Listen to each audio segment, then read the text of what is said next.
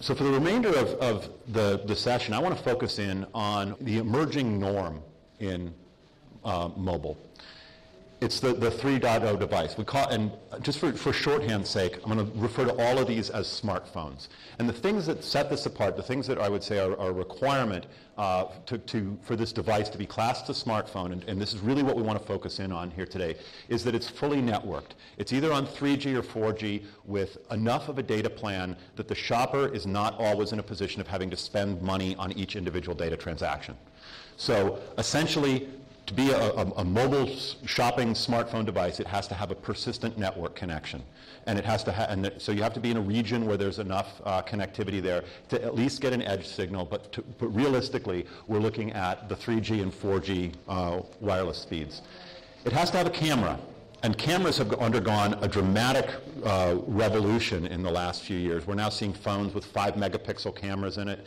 But most importantly, if you look at phones like the new iPhone 3GS, a lot of the Android phones that have come out, the camera is limited it's limited, but it has video capabilities in it.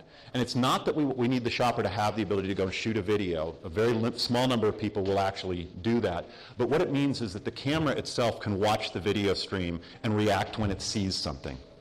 So the old model of how you'd use your camera to engage with, for example, a barcode or a book, is that you take a picture of it and then you analyze the picture to figure out what it means. So there's no way to know until after you've snapped it a couple times if you actually caught the code, if it was in the right space, etc. So the new generation of phones where you simply hold it up in front of something enables some really interesting applications because the phone can watch for what it's looking for.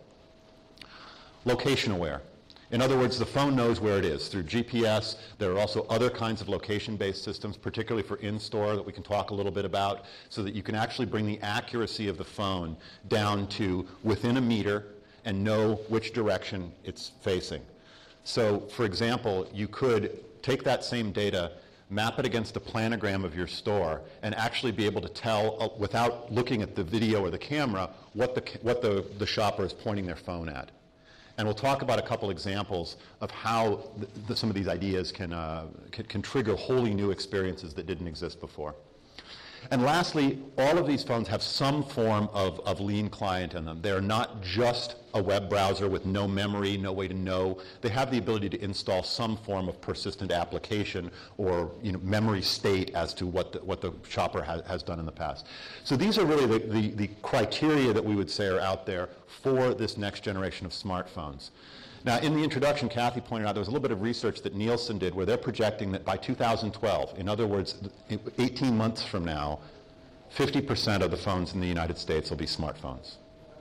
So that's a pretty small window to get experiences created and deployed to take advantage of the fact that, guess what, 50% of your shoppers are going to have a device that does all of these things.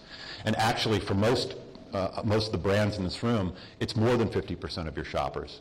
Because let's face it, people who are shopping in stores tend slightly more affluent. And so you're probably going to be at 60, 70, 80%. Just like in this room, when I asked how many people have a phone with a camera and web browser, everybody raised their hands. The mobile shopper is us. And this is what they're going to be carrying around.